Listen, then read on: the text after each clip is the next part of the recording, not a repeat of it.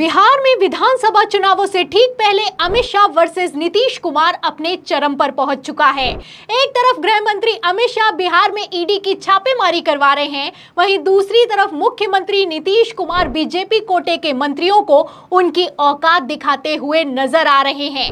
बिहार में बवाल मचा हुआ है और इस बवाल को कंट्रोल करने के लिए जेपी नड्डा को बिहार भेजा गया है। अब जब नड्डा बिहार पहुंचे हैं तो नीतीश कुमार दिल्ली रवाना हो गए हैं। इसी बीच गृह मंत्री अमित शाह भड़के हैं और भड़के हैं तो इतना जबरदस्त भड़के हैं कि खुली धमकी देते हुए कहा है कि विरोधियों को सीधा कर दूंगा। तो अमित शाह और नीतीश कुमार आमने सामने आ गए हैं। बिहार में अब खुली जंग का ऐलान हो गया है। एक तरफ अमित शाह ने धमकी दी है, दूसरी तरफ नीतीश कुमार फंस गए हैं। तो कैसे फंस गए हैं, अमित शाह ने क्या कहा है, आपको खबर दिखाएंगे, लेकिन उसके पहले खबर का बैकग्राउंड फटाफट से बता देते हैं। तो जैसा कि आप जानते हैं कि 28 सितंबर को खबर निकलकर सामने आई कि बीजेपी अध्यक्ष जेपी नड्डा एक महीने में दूसरी बार बिहार पहुंचे हैं। नए टारगेट के साथ पहुंचे हैं, डैमेज कंट्रोल करने के लिए पहुंचे हैं और नीतीश कुमार को साधने के लिए पहुंचे हैं। इसके पहले जब सितंबर के महीने में जेपी नड्डा बिहार पहुंचे तो सबसे पहले मुख्यमंत्री आवास जाकर नीतीश कुमार से मुलाकात की थी। उसके बाद नीतीश कुमार की सफाई भी निकलकर सामने आई थी। लेकिन अब जो नीतीश कुमार ने किया है उसके बाद बीजेपी आला कमान जबरदस्त भड़का है और भड़का इसलिए है क्योंकि जेपी नड्डा के साथ नीतीश कुमार ने किसी तरह की मुलाकात नहीं की और तो और सूत्रों के हवाले से यह दावा किया जा रहा है कि नीतीश कुमार ने किसी तरह की सफाई देने से साफ इनकार कर दिया।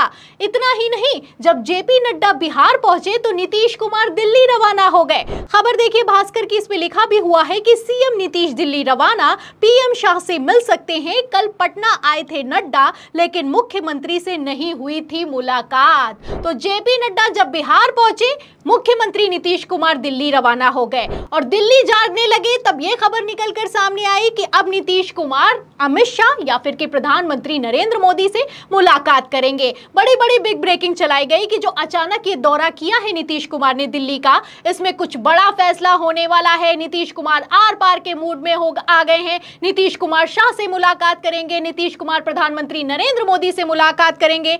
लेकिन सारी की सारी खबरों की हवा तब निकल गई जब नीतीश कुमार ने दिल्ली जाकर भी अमित शाह या फिर कि पीएम मोदी से कोई मुलाकात नहीं की, अपना काम निपटाया और वापस चले आए। अब सूत्रों के हवाले से खबर यह निकलकर सामने आई है कि गृह मंत्री अमित शाह नीतीश कुमार से मीटिंग करने के लिए तैयार बैठे थे, इंतजार भी किया, लेकिन नीतीश कुमार नहीं गए तो नहीं गए। तो नीतीश कुमार बराबर संकेत दे रहे हैं कि वो क्या करने वाले हैं। नीतीश कुमार के लिए प्रचलित है कि नीतीश कुमार जब भी पलटने वाले होते हैं तो कुछ बोलते नहीं है, चुपचाप अपना गेम करते हैं। नीतीश कुमार कितना बड़ा गेम कर रहे हैं इसका अंदाजा आप इस बात से लगा सकते हैं कि जब जेपी नड्डा बिहार गए तो नीतीश कुमार दिल्ली चले गए और जब दिल्ली गए तो मोदी शाह से किसी भी तरह की कोई मीटिंग किए बिना वापस आ चुके हैं। और ये जो संकेत नीतीश कुमार अब दे रहे हैं ये पहले भी दे चुके हैं। जब एनडीए सरकार की नीति आयोग की पहली बड़ी बैठक हुई, दिल्ली में हुई, तो नीतीश कुमार उसमें नहीं गए।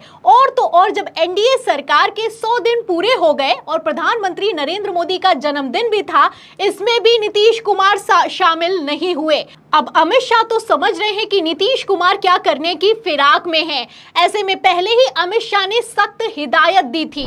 वक्फ संशोधन विधेयक 2024 वक्फ संपत्तियों के प्रबंधन और संरक्षण और उसके दुरुपयोग तीनों को कमिटेड है और आने वाले दिनों में पार्लियामेंट में इसको पारित किया जाएगा।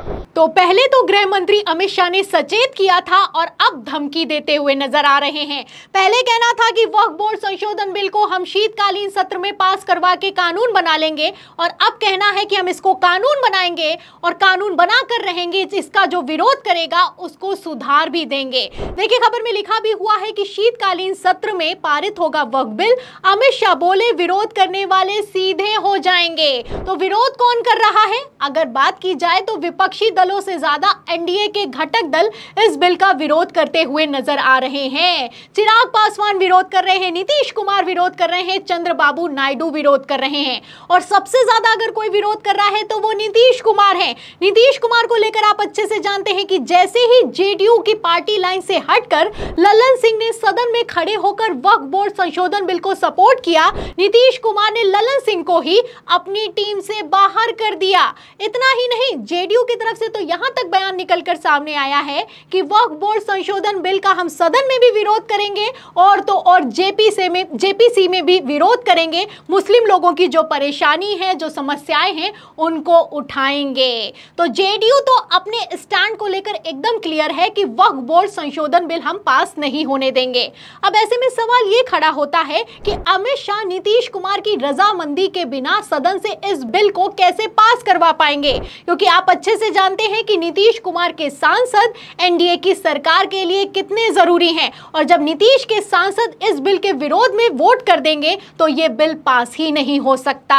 तो इसके पीछे का खेल अब खुलता हुआ नजर आ रहा है। अमित शाह जैसी आंखें दिखा रहे हैं, अमित शाह जैसे ईडी की छापेमारी करवा रहे हैं, इसके पीछे की कहानी यह निकलकर सामने आ रही है कि नीतीश कुमार की पार्टी में अमित शाह तोड़फोड़ की तैयारी में है। अमित शाह ऑपरेशन लोटस की तैयारी में है। तो अमित शाह ने तो ललन सिंह से नजदीकियां बढ़ा रही हैं और नीतीश कुमार ये अच्छे से समझते हैं कि खेला क्या चल रहा है। अब ऐसे हालातों में अगर वक्फ बोर्ड संशोधन बिल भी कानून बन गया तो नीतीश कुमार को बिहार में बड़ा झटका लगने वाला है। अगर बिहार की बात की जाए तो यहां पर मुस्लिम वोट बैंक 17% होता है और ये 17% मुस्लिम वोट बैंक नीतीश कुमार के लिए बेहद जरूरी है, क्योंकि 2020 के विधानसभा चुनावों में ही नीतीश कुमार के लिए खतरे की घंटी बज गई थी। ऐसे हालातों में नीतीश अब जो चुनाव होने वाले हैं 2025 में बिहार में, उसमें किसी तरह का कोई रिस्क नहीं लेना चाहते हैं। अगर आपको पिछले विधानसभा चुनावों का सीटों का गणित नहीं याद है तो वो भी फटाफट से दिखा देती हूं। देखिए, अगर बात की जाए तो सीटों के मामले में एनडीए को मिली थी 125 और महागठबंधन को मिली थी 110 सीटें, यानी कि महज 12 सीटों से तेजस्वी यादव सरकार बनाने से चूक गए थे। और सबसे बुरी हालत अगर विधानसभा चुनावों में 2020 में किसी की हुई तो वो नीतीश कुमार है। आप देख सकते हैं नीतीश कुमार की पार्टी जेडीयू को सबसे कम 43 सीटें मिली हैं, भारतीय जनता पार्टी को 74 और आरजेडी को 75 सीटें मिली हैं। तो नीतीश कुमार पिछड़ते जा रहे हैं, लगातार नीतीश कुमार का ग्राफ गिरता जा रहा है। आप देख सकते हैं कि कुल सीटें होती हैं 243, बहुमत होता है 122 का। इसमें जेडीयू को 2010 में मिली थी 115 सीटें, 2015 में मिली 71 सीटें और 2020 में वही सीटें 43 पर आ गई हैं। अब ऐसे में नीतीश कुमार बेचारे न घर के रहे न घाट की स्थिति में फंस चुके हैं। एक तरफ गृह मंत्री अमित शाह उनकी पार्टी को तोड़ने की तैयारी में है, दूसरी तरफ तेजस्वी यादव भी घात लगाए बैठे हुए हैं। अब ऐसे में नीतीश कुमार क्या करेंगे क्या नहीं करेंगे ये तो आने वाला वक्त बताएगा, लेकिन खबरें अपने आप में ये साफ करती हुई नजर आ रही हैं कि नीतीश वर्सेस अमित शाह अपने चरम पर है। और जैसे नीतीश कुमार ने अमित शाह को लाल आंख दिखाई है, ऐसे हालातों में अमित शाह चुप बैठ जाए ऐसा तो हो ही नहीं सकता। तो फिलहाल जो भी कुछ चल रहा है, इस फुल अपडेट पर आपको क्या लगता है कि शाह वर्सेस नीतीश में इस बार कौन भारी पड़ेगा? अमित शाह पहले जेडीयू तोड़ेंगे या फिर कि नीतीश कुमार पलट जाएंगे? इस सवाल के जवाब में आपकी जो भी राय है हमें कमेंट बॉक्स में जरूर लिखें। वीडियो को ज्यादा से ज्यादा शेयर करें, हमारे चैनल को लाइक करें, सब्सक्राइब करें, ज्वाइन करें। फिर मिलते हैं अगली खबर के साथ, तब तक के लिए धन्यवाद।